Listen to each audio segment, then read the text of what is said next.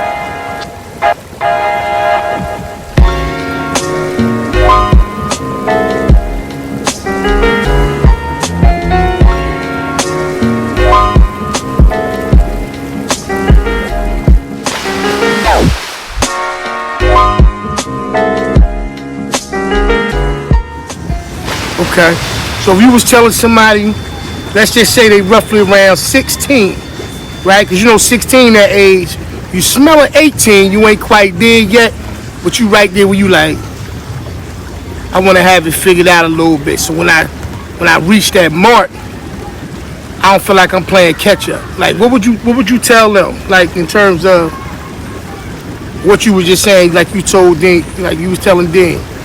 Like, what would you tell them to? I tell them to set goals for themselves. Okay. Like, you got to write everything down. Everything you want to do, you got to write it down. And as you get there, you start crossing them off. And that's what I do for myself. I got everything I want to do written down. Okay. So, like, for example, I wanted to buy a car when I turned 21. I wanted to buy my own car. Did that. Okay. Now I'm starting to look into career jobs and go from there and build. Okay. Houses, stuff like that. Word. So I guess, you know, you would definitely give them a heads up. I mean, a head start on that, because it seems to me more often than not, man, we look at people and we see the things that they accomplish, right? And we feel like if we just follow their blueprint, it's going to automatically happen. And that don't always be the case. Not at all. You know what I mean? For everybody. Bro. That's right. You can't try, you got to stay focused on what you want to do. You can't try to copy the next man, the next person. You'll never catch up. You'll never be able to keep up with somebody else. You gotta have your own path, your own destiny, stuff like that. Word is mine. And see, that's razor sharp right there. When you go ahead and you look at it from that mindset, you never playing catch up. You never chasing nobody. You always, how can I say, right on course with your own destiny and your own goals and plans. You know what I mean? See, I didn't, I'm not gonna say I didn't have people that didn't want to instill those kind of things inside of me. I think when I was 16 years old, I was busy trying to figure out who I was. I will say that. But also, man, I came up in a very favorable position. You know what I'm saying? And I think sometimes when life is not handed to you on a silver platter, but when life ain't challenging and ain't bad, sometimes you don't exercise that next level thought. You know what I mean? That next level mind. You know what I mean?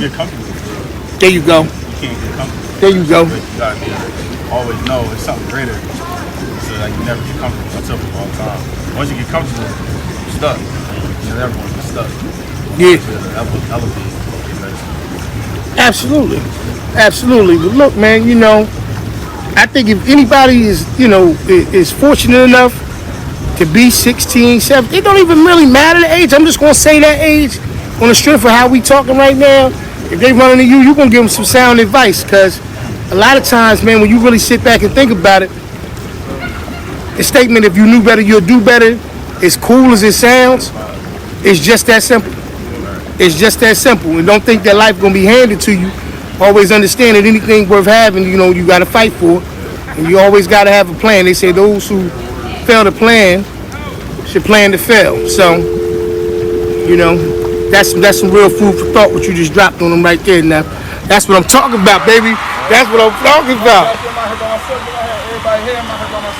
Yeah. But they wanted to clear the room so you can build.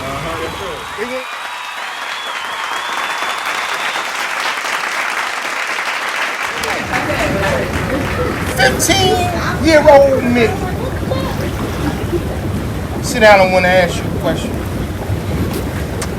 You sit 15-year-old you down and you say, what do you want to be in life? And how do you plan on getting there? What do you say? Work hard. Work hard. That's my thing. Work hard. You don't get what you want if you don't put in the work. That's right. That's right. So, work hard. I'm listening to y'all. Make sure I get it all down. Work hard. Go ahead. Be consistent. Be consistent. Don't take the easy way out. Don't take the easy way out. Woo! Take the easy way out. Last but not least, whatever you want to say. I can't dictate it. This is you talking to young you. Yeah, keep like a good circle around you. Okay. All right. So, like I was talking to Nathan, I was saying to him, sometimes in life, when it's not bad, it's hard to look at how it can get even better, right? Like you hear all the stories about the people, like I came from the bottom, lived in the projects, 16 people in one room. You hear a lot of them, right? But you don't hear a lot of success stories about people who didn't have to come up there. So sometimes, because you don't want to have to look at, you know, a ground level situation that come up, it almost becomes a little cliche, right? Yeah. So like me, I didn't come up in the, my mom and dad worked hard. So, you know, we had a good life. Right. And I still got a good life. So I don't tell no crazy stories, man. I'm telling you, man, the lights was off. My lights never went off. You know what I'm saying? Yeah. Oh, wasn't nothing to eat. There was always something to eat. We had pets, we had dogs, we had fish, we had birds. Right? You said, young you, work hard, stay consistent, and don't look for the easy way out. That's all great stuff, right? You got a point A, a point B. Sometimes it's hard to figure out how to get from point A to point B. So the toughest part about getting from point A to point B, in your opinion, is what? What's the toughest thing? Staying on track. Okay, staying on track. Okay. So now that you know that that's the hardest part, and you already said the blueprint for what it's going to take for you to be able to do what you need to do, and you already said these things, young you takes that information now, and what does young you do with it? Follow those rules. Okay. Will mistakes happen along the way? And that's going to be all right, right? Because that ain't going to be the end all be all. That might be part of the journey. Okay. So we got a clear cut understanding. We got a plan. We got a fail-proof plan in the event that something goes wrong. It sounds to me like we got the recipe for success, right? I like what you said about young you. Young you seems like they got it figured out. Boy, I tell you.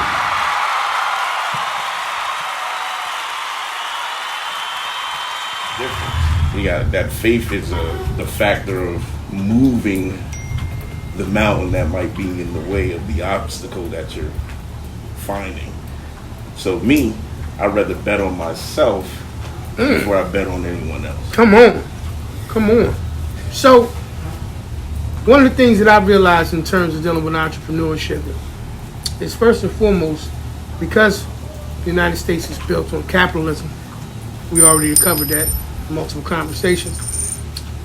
You're actually, the country is designed for everyone to be an entrepreneur. It's actually literally designed that way. But most people fall into the regular rhetoric of becoming employees because that's what major corporations would create, employees. Yeah. When you start off, remember we talked about it before with Gary Cornegay, one of the guys from Primerica, and we had a discussion about how he explained to people that at a very young age in school, they tell you that you can be anything you want to be. And they tell you get a pair of, crayons or a pencil, and they say draw whatever you want to be. Kids draw astronauts, they draw doctors, they draw athletes, They draw all of the firefighters, police officers, and all of these things, right? That's what they create. And then immediately after, somewhere around first grade or so, they start to kind of deprogram you. They go the other way. They tell you, well, you can't be a scientist or an astronaut or any of those things. You can't be that. You need to be something else that you can, be able to provide a living for a family. Now, when you're in the first grade, you don't understand that concept, but they start to groom the mind that way, right? So they deprogram that free thinking spirit from out of your mind very early on, right? Which is why it's so much difficult, in my opinion, for most adults to have that transformation later on in life where they can become entrepreneurs because of the fact they're going against the grain of what they've been groomed to be. Exactly. Okay? So that's why faith, like you said, is a major component. Jobs pay you to be consistent. You don't have to be good. You just got to be there every day. Exactly. The difference between that and an entrepreneur, you are literally everything that makes it float. You are the strength of it. You are the brains of it. You are the motion of it. You are the energy of it. Versus you being one of something. You understand what I'm saying? Like you're one of our employees. When you think, if you had employees mindset, and trust me, the world needs employees apparently. Exactly. If you have an employee's mindset, then that's why you'll find comfort in those situations. Entrepreneurs, I don't care if they have 4 or 5 jobs, they'll never be happy. They'll never ever be happy because that's not where their minds are created to be. So in most cases, when you look at a person and you find 1 or 2 people that you wind up knowing that are entrepreneurs, especially later on into their years in life, most of those people always had that mindset. They didn't develop it later. Because you can ask them how many jobs do they may say, I had 20 other jobs, 30 jobs. I knew jobs weren't for me. Because that's why I had so many of them. Because I know that wasn't a job to me. Job, first of all, JOB stands for just over broke. Most people that you know that have jobs, they're just making it. Most entrepreneurs that you know that are successful live very, very comfortable lives. But it starts in your mind first, right? So that's why what you're saying in terms of your interpretation of that situation of being something based on faith, being something that you have to see yourself, visualize yourself doing. Because we know it's power in the tongue. If you speak things into existence that have a good point or have a good purpose, generally they happen if you work at it. Exactly. But if you be like, yo man, it ain't gonna work, guess what? It don't. It's not gonna work. So with that being said, man, I appreciate you being able to just, spill yourself into the concept of entrepreneurship, because like I said in one of my other videos, it's the other option that goes undiscussed. Remember we talked about it when me and you were talking and T, and we were saying that, and I asked you a question. I said, when did you even hear the term? You told me I was in college, well into college too. Exactly. Not my freshman year. So think about that. Why is that? You know what I mean? One, like you say, the system, if you look at America's society, right? Before the 60s, everything was on commission. Correct. Right? They don't even teach those stories in American history anymore. For the simple fact that they want to make us less uneducated on, like you said, the system of what business is supposed to be about. Absolutely. Having your own EIN. That's right. Paying your taxes off of nothing. That's right. The person who works a job pays 50% more in taxes than an entrepreneur. So it they don't believe it. That's one of the reasons. But also, like I said, the supporting someone else's dream factor is the biggest thing. Because when those big companies like DuPont and all of them started giving people jobs, and this salary with benefits, it became something that was beating people's minds because they're like, all right, well, I don't have to do too much for it. I'll go to college. Who DuPont was in hands of business with. They actually created that too. Like, people just don't understand. They don't understand it. All the people, right. J.D. Rockefeller, all these people who created all these things were meant to institutionalize our minds, and we don't even know it because it's just the way we're taught traditionally. Go to college, go to school. There's nothing wrong with it, but the reality is, if you're going to go to college, why go to college to work for someone when they teach you all the skills to work for self in college? It's 2 reasons. First and foremost, and it's not about pointing the blame, but it's actually looking at what it is, right? First and foremost, like I said, the tear down starts actually very early on. From a child's mind, it starts to do that. I'm talking about in schools. Yeah. You know what I mean? Here's the other side of it. The other side of it is because if we are creatures of habit, we tend to do what we see. So if we see our parents and other people that we look up to work themselves all the way to the bone, there's nothing left on it. There's no meat left on the bone. And they do it because they're scared of, well, it's going to affect my pension and my Social Security. And I tell all those people, you have to live to that. Exactly. You're forgetting that part. You got to live and make it to that point. If you don't understand the value of yourself, then guess what? They won. They won. They're going to milk you till they get nothing else out of you. And that entrepreneur that's inside of you, he gets smothered or she gets smothered. Because he was already there. Right. It's always inside of you. It's always there. We suppress it more than anything else. And then once you find that thing that you're in love with, that you would do for free with no money attached to it, That's what oh my gosh, that's that thing that wakes you up in the morning excited with life. Exactly. And that thing that makes it hard to go to sleep at night because you can't wait to get started again. Yeah. You ever felt like that about going to a job? Felt like No. that. And there's a reason behind that. Matters, man. We choose to be as great or as minimal as possible, right? And once again, I don't have any authority over anybody to tell them how to live their life. At the end of the day, I can only, be responsible for what I think is going to give me and my family the best opportunities in life. I also anticipate resistance because, once again, entrepreneurs are the minority. They're not the majority. And because of that fact, you look up and you say to yourself, and when you're trying to have these conversations sometimes with people who have an employee's mindset, they'll resist it, they'll refute it, they'll go against the situation because why? Because the life that it affords or gives them the opportunity to have is enough for them. Yeah.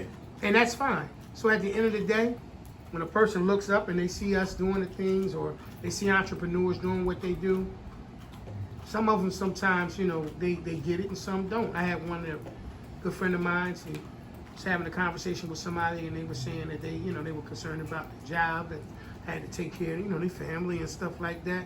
And this brother, as an entrepreneur, said, well, imagine having to take care of 30 to 40 other families besides your own. Said, if I have 30, 40, 50 employees, you worried about how you're going to feed your family. I got to worry about how I'm going to feed mine and 50 other families. Wow. But that's the risk reward. That's the game. That's why they can live the life that they live and be the places they be and do the things they do. And it's cool with that because the world needs different minds. It doesn't need everybody to be the same mind. I'm going to jump out, y'all. We built, man. Thank you. Wisdom comes from all different ages, directions. You never know where you may learn something different from. That's why you got to take the time to make sure you open up your ear, open up your mind, and build with those who want to build with you.